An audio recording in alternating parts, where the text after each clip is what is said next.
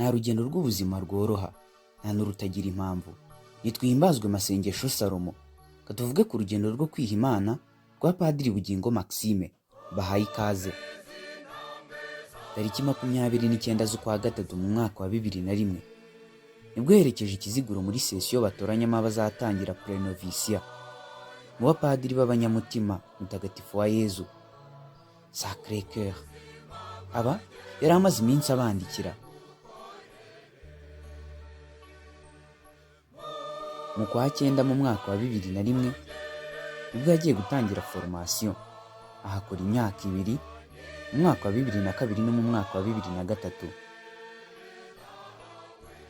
Mu kwa 4 mu mwaka wa 2003 nibwo yasabye kujya mu bapadiri b'abadiyoseze. Asaba kujya muri diyoseze ya Butare kuko novisiya bayikoreraga i Butare. Icyo gihe yamaze amezi 3 mu rugo, kuva mu kwa 4 kugera mu kwa 7. Muri uwo mwaka mu kwa 10 Musenyeri amwoherereza kwiga filozofiya muri Kongo umwaka umwe. Nyuma yaje gusubirayo, ariko filozofiya ayirangiriza i Kabgayi. Hagati aho kuva muri Kongo no kwerekeza muri Grand Seminaire Kabgayi, yamaze amezi 6 yigisha muri Sainte Marie, yigisha math, physique na psychologie. Mu mwaka wa 2006 nibwo yasubiye Grand Seminaire Kabgayi arangiza filozofiya. Mu kwa 10 mu mwaka wa 2006 nanone yerekeza i Nyakibanda, yiga imyaka 4 ya teolojiya iteranyaho umwe wa stage. Yikoreye muri paruwasi ya Ngoma. Arangije stage yasubiye i Nyakibanda, aba umudiyakoni tariki 17 z'ukwa 7 mu mwaka wa 2010. Naho tariki 6 z'ukwa 8 mu mwaka wa 2011 aba umusaseridoti.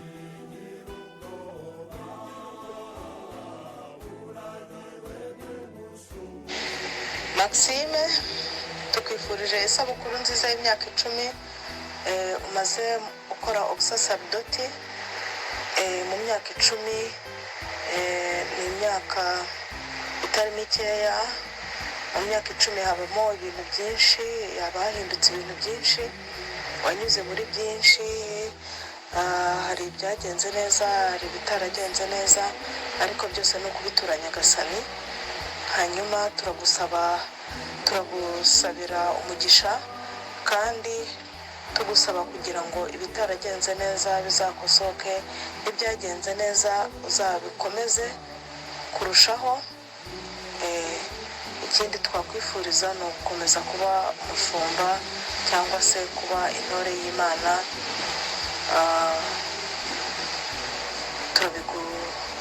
turabigusabiye kuri Nyagasani.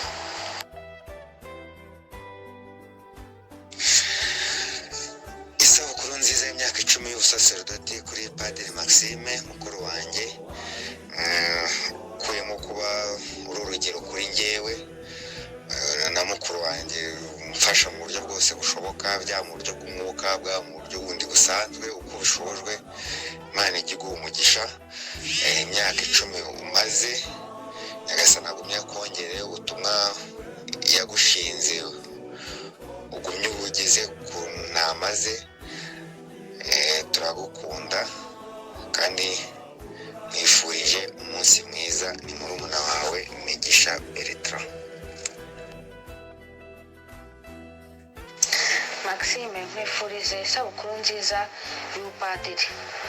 Nyagasani akomeze arindiza intambwe zawe, inzira wahisemo ukomeze uyikurikire neza, kandi ujye usabe Imana ibigufashemo.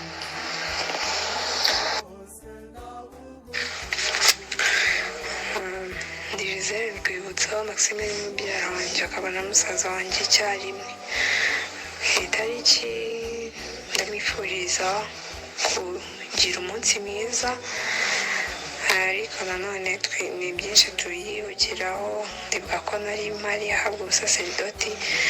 Imana rero nikomeze intambwe z'ibirenge bye, imukomeze mu murimo yahisemo, ariko nanone abifashijwemo n'Imana.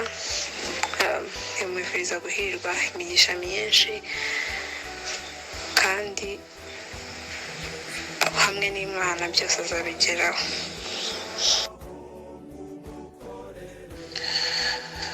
Maxime mon grand frère, nongeye kwishima no kunezerwa ku isabukuru y'imyaka 10 uhawe ubusaserdoti. Ni inzira itoroshye, ni inzira umuntu wahoramo n'amahwa inzitane, ariko ngewe cyane cyane zivuga ku busaserdoti bwawe, usibye guca bugufi ukamenya gukora, ukamenya gukunda abantu, ndagira ngo ngushimire mu myaka 10 yose n'imyaka tumaranye, ukunda abantu bose, ugakunda cyane umuryango. Icyo ni ikintu mpora nkwibukira mu bupadiri bwawe, ukuntu ufasha, wumva twese baduteza imbere uramutse ugize icyo ufasha, ukuntu wibuka abantu utarimenya. Icyo ni ikintu cyiza, ndabizi cyane. Ushaka kugura umuntu inkweto we ntazo ufite, ushaka kugura umuntu ipantaro ntayo afite, ushaka kugura umuntu ikintu wowe nawe ukeneye ukakigoma ukakimuha igihe Imana ibikigutije ubuzima. Rero ndongera ngo mu by'ukuri nkwifurize isabukuru nziza y'imyaka 10 mushyize imbere y'Imana. Imana kandi kuri ruhande ugihora wibuka ko mpambi kwibutsa ubuzima umuntu aba yaranyuzemo, ni nabwo ugomba kwibuka cyane kugira ngo ukomeze inzira yawe yo gukunda abantu, gufashanya, urukundo. Urakora cyane nizere ko natwe tuba tukureberaho kandi turabizi. Ngira ngo Imana ikomeze guha umugisha, inakurinde, iragutoranyije ifite impamvu. Uzakomeze kandi n'imyaka 50 izagere pe, uzayizihize, kandi nta kidashoboka ku isi, nta kidashoboka. Imana ikomeje gutiza umuntu ubuzima, ujye usaba no kuramba, burya ni ikintu cyiza. Ujye usenga usabira abantu wite ko Imana uzampe no kuramba, nabyo ni byiza. Urakoze rero, iyi sabukuru izakubere nziza, Imana iguhe umugisha. nanjye mbifurije isabukuru nziza, Nyagasani akomeze kugukomeza n'umurimo we umukorera, akomeze kukuba hafi, kukuyobora muri byose, kandi umutima ugira awugukomeretse. Mwifurije isabukuru nziza, kandi Nyagasani akomeze akuyobore muri byose. Maxime, ababyeyi bawe tukwifurije isabukuru nziza y'imyaka 10 umaze uhawe ubusaserdoti. Ni itariki twibuka tukanezerwa cyane, ni itariki yageze tubona ibyiza byinshi tutatekerezaga. Twabonye abantu benshi baje gufasha kwizihiza uwo munsi. François wari uturutse i Paris, Pierrette n'abana bari baturutse mu Bubiligi. Twabonye ababyeyi benshi baduherekeza. Ni ukuri wari umunsi uteye ubwuzu. Abantu benshi banyifuriza anniversaire nziza, bifuriza papa anniversaire nziza, bati mwavukishije umusaserdoti. Wabonaga ari ibyishimo umuntu atabona uko abisobanura. Kandi byagaragajwe n'ukuntu twaherekejwe, ukuntu mu rugo imyiteguro yari ihari. Turashimira Imana rero, ikomeze kurinde, igushoboze gukora umurimo wayo neza nk'uko yaguhisemo.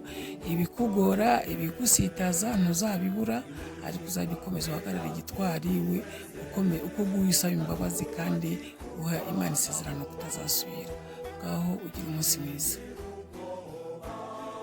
Murakoze.